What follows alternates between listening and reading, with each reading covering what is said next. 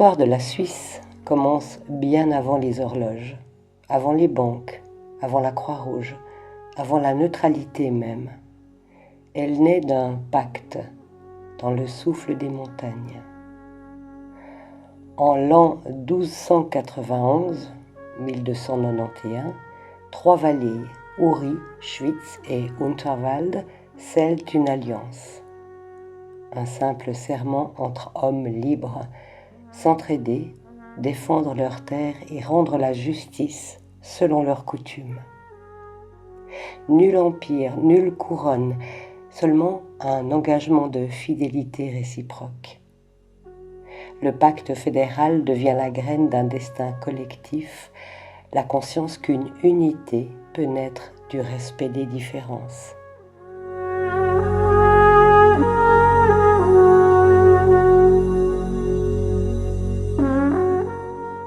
Au fil des siècles, d'autres cantons s'y rattachent.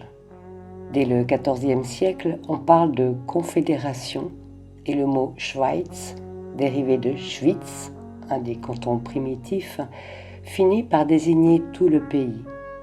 Ironie de l'histoire, ce nom, d'abord utilisé par les Autrichiens pour moquer ces montagnards rebelles, devient le symbole d'une identité libre et persistante.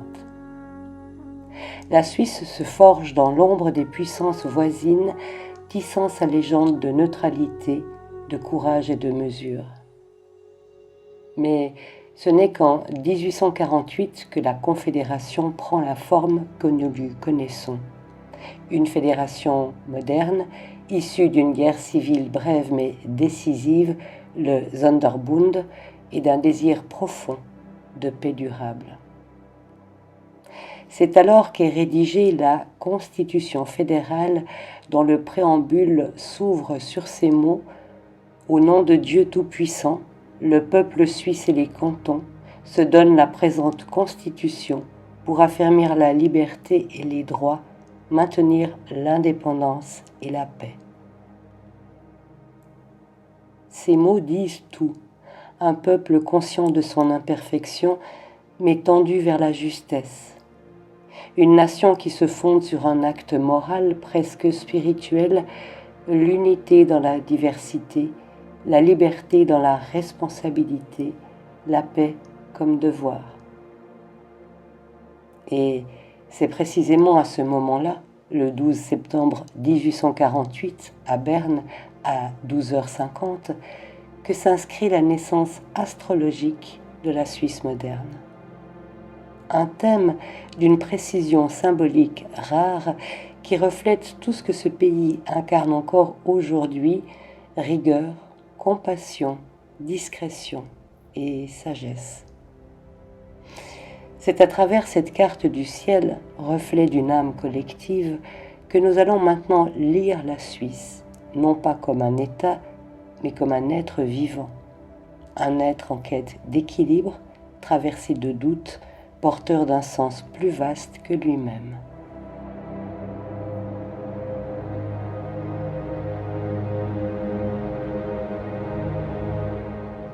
La Suisse moderne naît donc le 12 septembre 1848, au cœur d'un siècle en tumulte.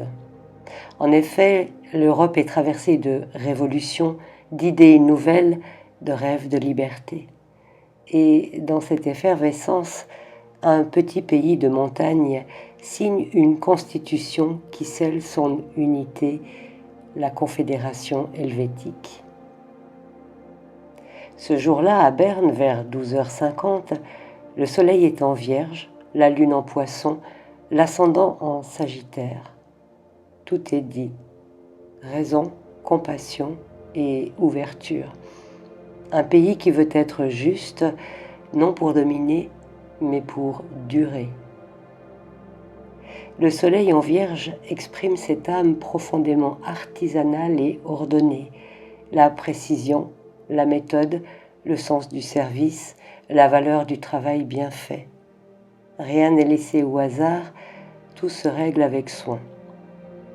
Mais en face, la lune en Poisson rappelle qu'il ne s'agit pas seulement de compter, mais de sentir. Cette lune parle de fraternité, d'empathie, d'un lien secret entre des peuples différents, unis non par le sang, mais par la conscience. Entre ces deux pôles, Vierge et Poisson, se joue tout le destin de la Suisse, concilier l'ordre et la bonté, la rigueur et l'humanité. L'ascendant Sagittaire, lui donne son visage au monde, celui du médiateur, du diplomate, du passeur. Un pays sans empire, mais à la voix écoutée. Sa vocation, éduquer, arbitrer, protéger, non par la force, mais par la sagesse tranquille. Le Sagittaire voyage, observe, comprend les lois du monde, et s'il a fait de la neutralité un pilier, c'est parce qu'il sait qu'entre les extrêmes se trouve en général la vérité. Le maître d'ascendant, Jupiter, est en Lion et en maison 8. Il révèle une autre facette, une puissance discrète, une autorité souterraine. La Suisse n'impose pas, elle attire. Elle gère les crises, les secrets, les richesses, tout ce qui exige silence et confiance.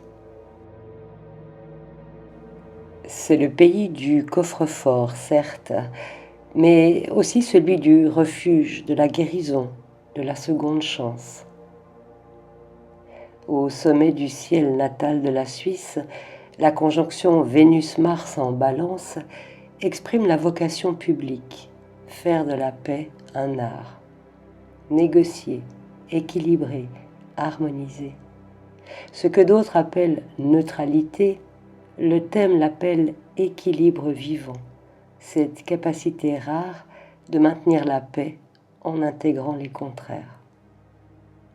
Mais cette perfection a son prix, car dans les profondeurs du thème, Saturne, conjoint au nœud sud en Poisson, pèse comme une mémoire, celle du doute, du sacrifice, du besoin de tout contrôler pour ne pas être submergé. Le pays porte une peur du chaos, hérité peut-être de siècles d'invasion et de guerre autour de lui.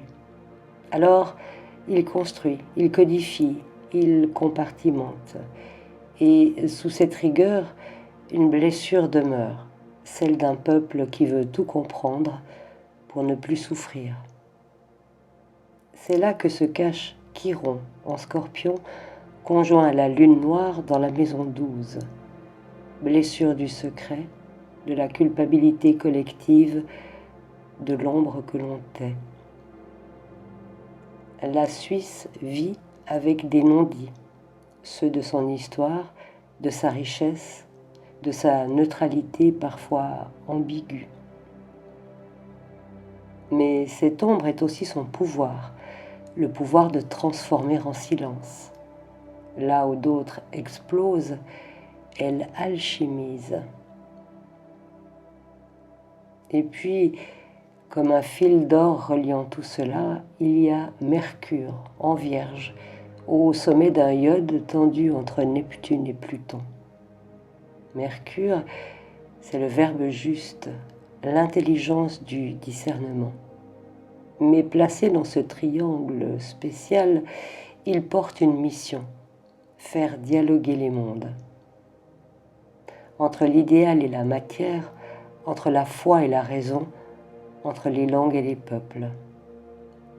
Le destin de la Suisse est littéralement d'être un traducteur cosmique, de rendre visible ce qui unit, sans jamais le figer.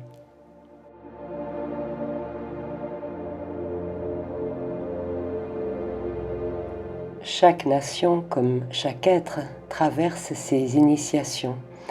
Et la Suisse approche d'une de ses grandes charnières, les années 2025 à 2030, où se superposent plusieurs retours planétaires et des progressions majeures. C'est un moment de révision de l'âme, presque une seconde naissance pour le pays et la collectivité.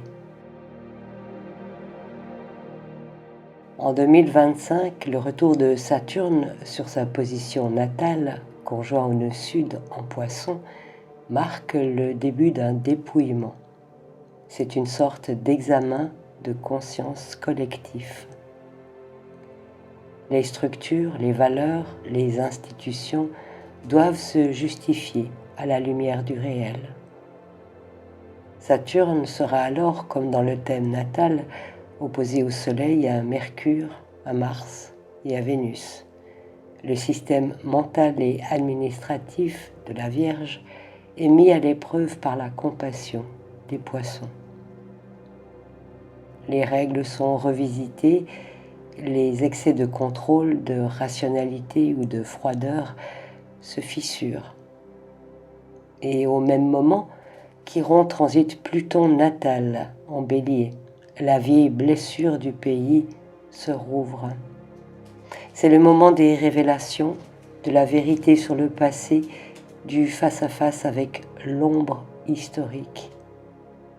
La lune noire revient à sa position natale, le secret n'est plus tenable.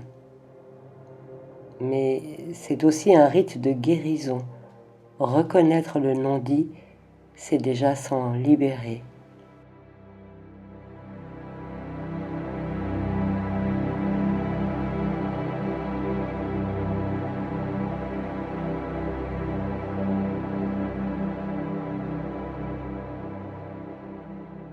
En 2026, l'axe des nœuds lunaires s'inverse. Le nœud nord passe en Poisson, le nœud sud en Vierge. C'est un basculement spirituel. Jusqu'ici, le pays apprenait à maîtriser, à régir, à organiser. Désormais, il doit faire confiance, élargir son regard, laisser place à l'invisible. La Suisse, qui a fait du pragmatisme un art de vivre, entre dans un temps de foi. Non pas la foi religieuse, mais la confiance dans le vivant, dans l'intuition collective. C'est un appel à l'humilité. Tu as perfectionné la forme, maintenant incarne l'esprit.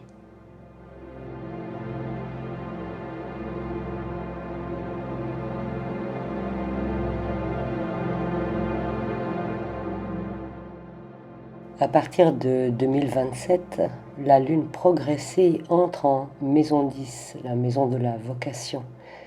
Le pays revient au devant de la scène mondiale. La Suisse redevient visible, non par ambition, mais parce que sa voix retrouve une valeur morale. Jupiter traverse la Vierge, puis atteint le milieu du ciel. C'est une reconnaissance internationale, un regain de rayonnement éthique. Mais ce rayonnement passe par un moment de tension. Le soleil progressé s'oppose au soleil natal, notamment en août 2027. C'est la pleine lune de l'âme helvétique. Que suis-je devenu? Une identité se reflète dans son contraire. Neutralité et engagement, raison et compassion, tradition et ouverture. Ce face-à-face permet une réconciliation intérieure. La Suisse a également réussi à se créer une identité nationale alors qu'on y parle 4 langues. Et malgré certaines dissensions internes, elle a toujours su faire preuve de qualité d'intégration, à tel point que les immigrés y deviennent plus suisses que les Suisses. Et, bien qu'il y ait un pouvoir fédéral, les cantons jouissent d'une certaine autonomie, principe fondamental du fédéralisme défini par la Constitution fédérale.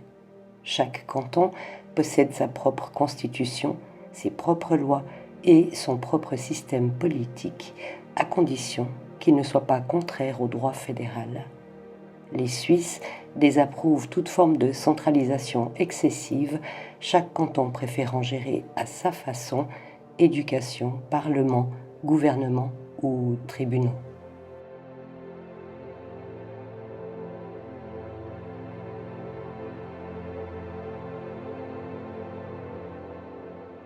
Entre 2029 et 2030, le Soleil progressé rejoint Saturne et le nœud sud natal.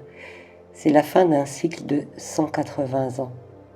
L'heure du bilan, le face-à-face avec l'histoire depuis la fondation de la nouvelle Constitution de 1848, ou, autrement dit, une mise en lumière de l'âme de la Suisse.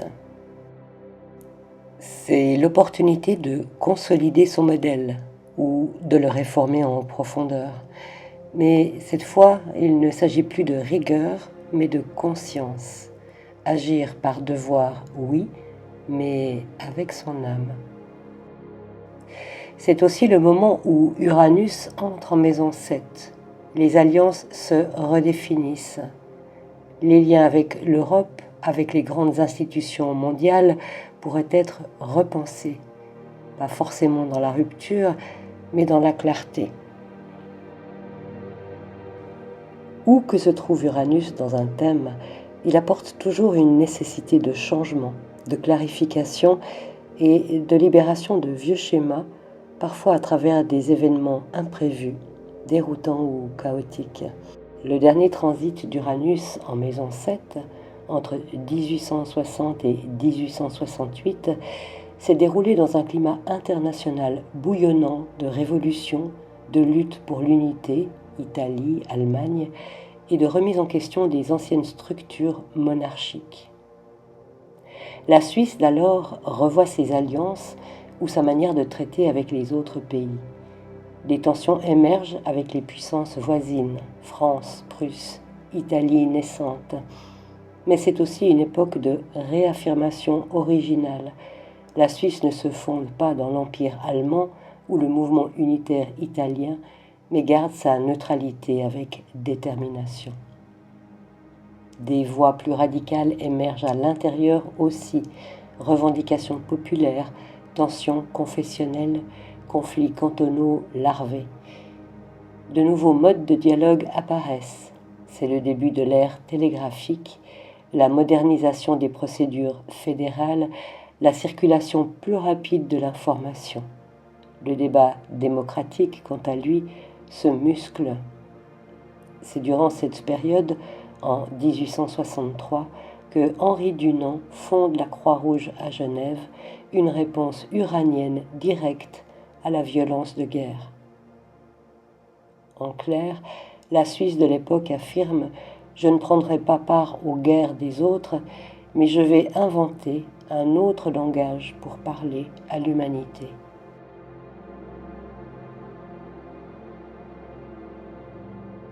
Enfin, vers 2035, Mercure progressé rejoint Neptune natal. C'est l'heure de vérité. La parole helvétique devient visionnaire ou alors confuse. Tout dépendra de la clarté acquise dans la décennie précédente. Si la Suisse a su allier la précision à l'inspiration, elle deviendra ce qu'elle est appelée à être, un pôle de conscience mondiale. Sinon, elle risque de se dissoudre dans son propre flou.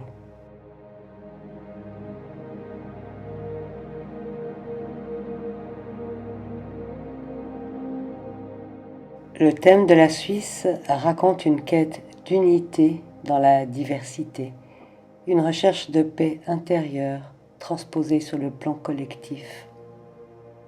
C'est l'histoire d'un peuple qui a appris que la force ne réside pas dans la puissance, mais dans la justesse, que la vérité ne se crie pas, elle se démontre patiemment par la cohérence des actes.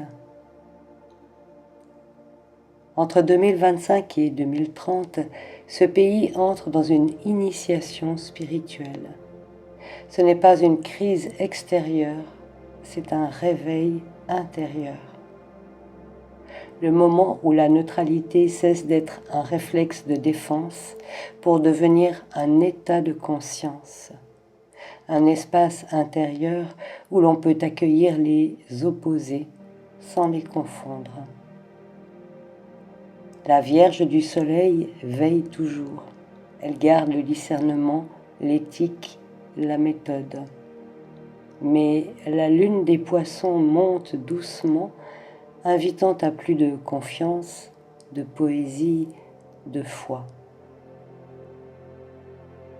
La Suisse de demain ne sera pas moins rigoureuse, elle sera plus inspirée. Son intelligence deviendra intuition, son secret écoute. Le coffre-fort deviendra sanctuaire. Et dans un monde où tout s'agite, peut-être que son rôle désormais est d'incarner la paix consciente, celle qui ne nie rien, qui ne prêche pas, mais qui respire au centre. La Suisse n'a pas vocation à dominer ni à suivre. Elle est là pour rappeler à l'humanité qu'il existe un point d'équilibre où la raison et l'âme peuvent cohabiter sans s'exclure. C'est ce point-là, précis, silencieux, vivant, que son thème et son avenir indiquent. Et c'est peut-être là que réside le secret le plus précieux qu'elle ait jamais gardé.